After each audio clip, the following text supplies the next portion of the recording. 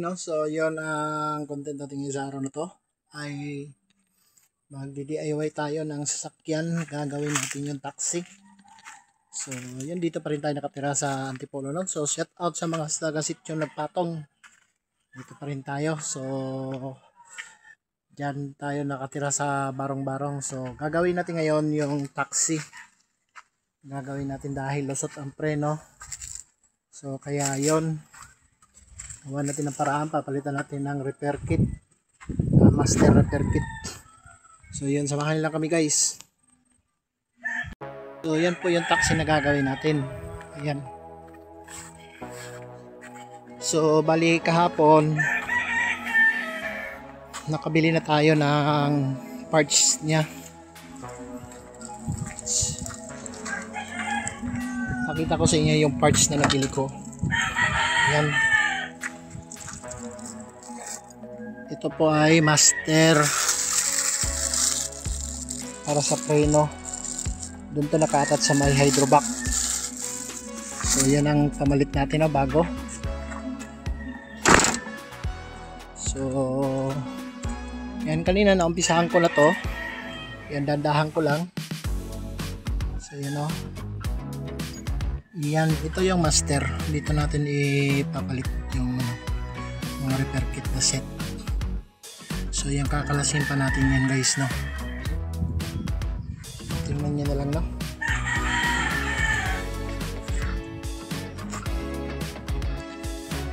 Tatapusin natin yan. Uy, shout out kay Gemini. Ayan, Gemini yun, Gemini. Isang tornilyo na lang, ano. Hirap pala maglukot-lukot, buti may tumusting na dito.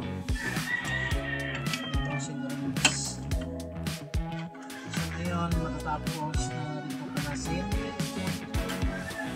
Iway lang tayo dahil wala tayong pambayad ng mekaniko. So kahit paano naman, marunong tayo kumpo. Kaya tsaga-tsaga lang talaga tayo, gawin talaga natin so, para makatipid tayo. So yan ang mga ginagawa natin, no? Yan, dahan-dahan natin yan bubunutin, no? Tingnan nyo, meron pa tayong mga tornilyo na tatanggalin dyan sa ano yan, sa master. Silipin natin guys yung sensor. Yan, natin yung at yung hose niya. Tandaan natin tatanggalin yan. So yan yung moment of truth. Ayan, nakita nyo na. So kaya tayo lang ang gumagawa niyan kasi ang mahal pa naman ng singil ngayon ng mga mekaniko. So yun, wala kasi tayong pambayad pagpagawa. So shout out din pala sa mga mekaniko dyan. Hindi rin biro pala ako magmekaniko. Kaya ngayon, nasubukan ko. Mahirap din palang trabaho ng maging mekaniko. Shout out sa mga mekaniko dyan. Kaya kalasin na natin ang sensor. Yan, dahan-dahan natin bubunutin. Ugayin na natin. Silipin natin medyo masikip kasi ang kalasan at marami pang mga nakaharang. Kaya pala hindi siya makalas kasi may tornilyo pala siya sa loob kaya matigas. Ayan, meron pala doon kaya hindi makalas. So hindi pa natin siya makalas, no. Yan, nakalas ko na yung sensor.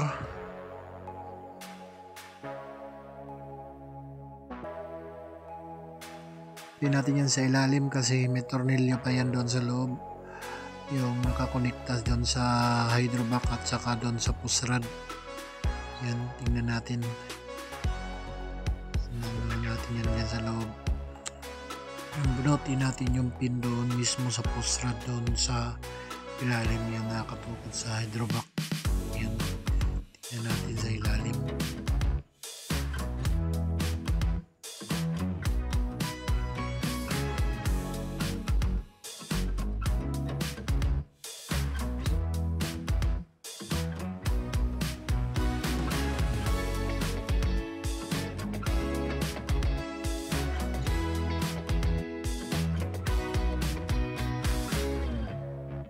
So yan po yung ilalim niya guys, no? Makikita nyo yan, no? So 4 yung tornilyo dyan para sa hydrovac, at yan naman yung ano na yan, yung spring na yan yung nakakapit na may guma.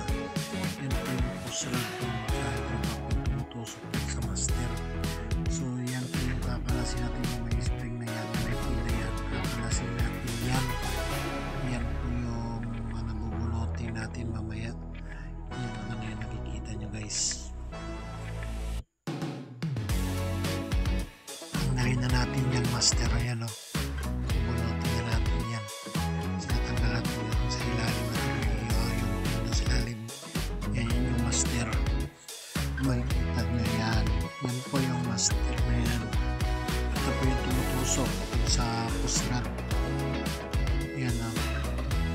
Tatanggalin natin yan ngayon ang ano yung pinaka-master yun, yung pinaka-housing ng repair kit sa ilalim yan, sa sunod na yan, mapag-diretso na yan.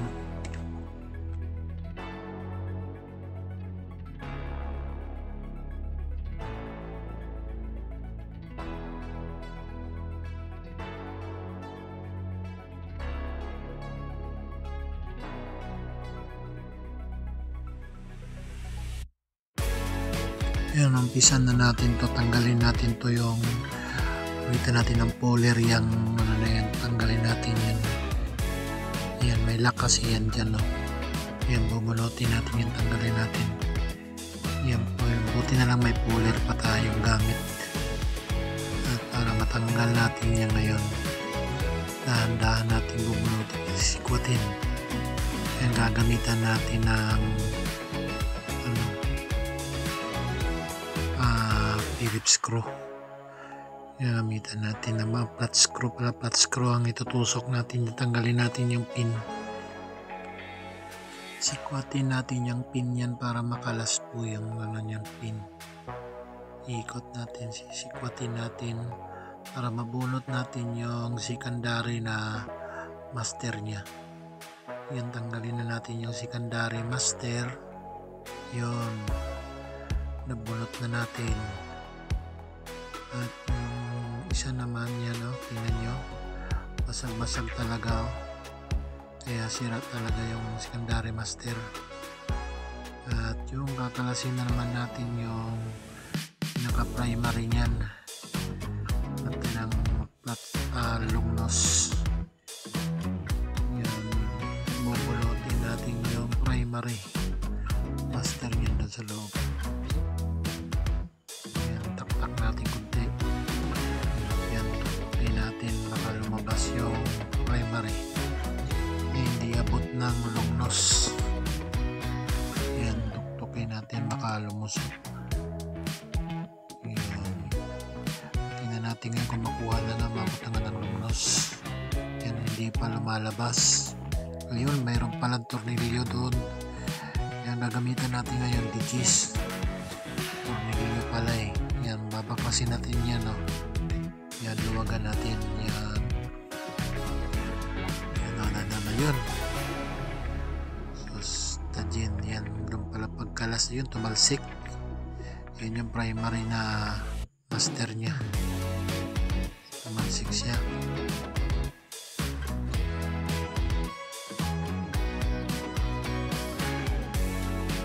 So kaya tumalsik. Paano kaya to ngayon, may balik ngayon? Hindi ko pa naman alam kung anong forma niya nung pagkatalsik niya kanina. Paano kaya? Ayan, tama kaya to? Forma na to? Talsik na kanina, hindi ko nakita ko ang forma. Kaya to? Sige, paano kaya forma nito, setup nito, kasi hindi natin nakita kanina nung pagkalas, bigla na tumalsik yung spring yan. Sukatin natin kung tama ba magiging ito. Yan siguro, yan tama siguro yan, pero yan yung primary. Taktak na natin, may dumi. So yan, fluid, sanit na yung basahan. Pupunasan natin yung master. bago po yan. Yung pisa na yan. Secondary at saka primary. Yung mga set na yan, repeated master na yan. So yan, titingnan natin ngayon kung paano magiging setup ngayon yan. Tingnan natin kung ano kakaiba ng bago at saka yung luma. Saan na natin to? Para ano. Ayan na. Sukatin muna natin yung secondary. Ayan o. Tinan mo. Punit na. Basag-basag na. Yung goma niya o. Yung repair kit niya. Ayan. Yung primary.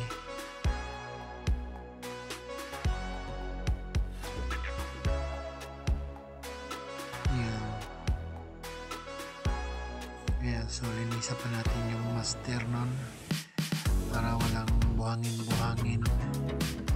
Punasan natin yung loob ng pinaka-housing ng master para walang dumi, walang buhangin, para hindi agad masira yung repair kit. So silipin natin yung maigi para sa ganon maging good ang performance ng prina natin, malinis.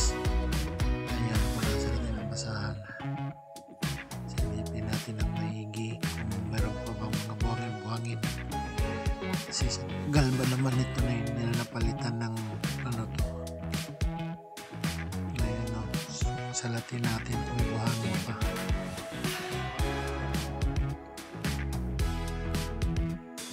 Salatin natin yun.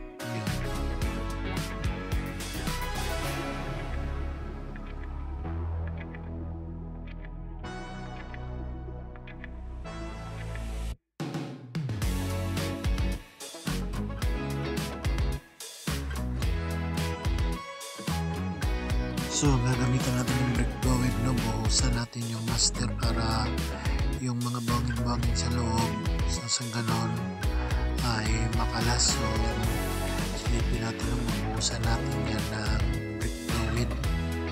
Yan o. Para banlawan natin, para matanggal yung halog-halogin natin. Para matanggal yung mga buhangin sa loob. Yan o. Yan, taktak natin.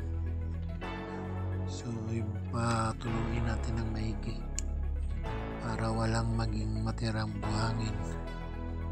Maging malinis talaga yung brake master natin.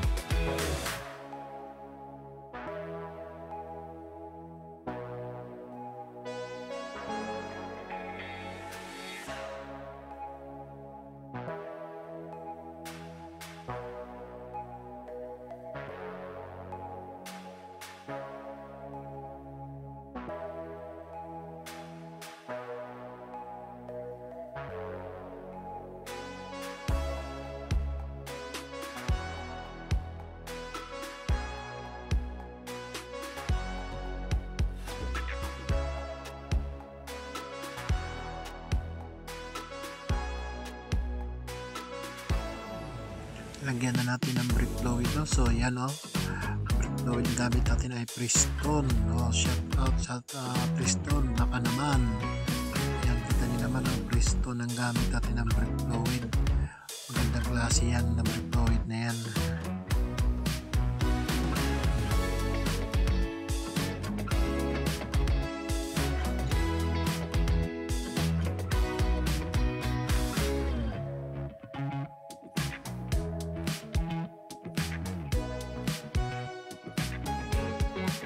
Sinubukan natin panda rin, so nakita nyo yan, umuusok yung tambutso.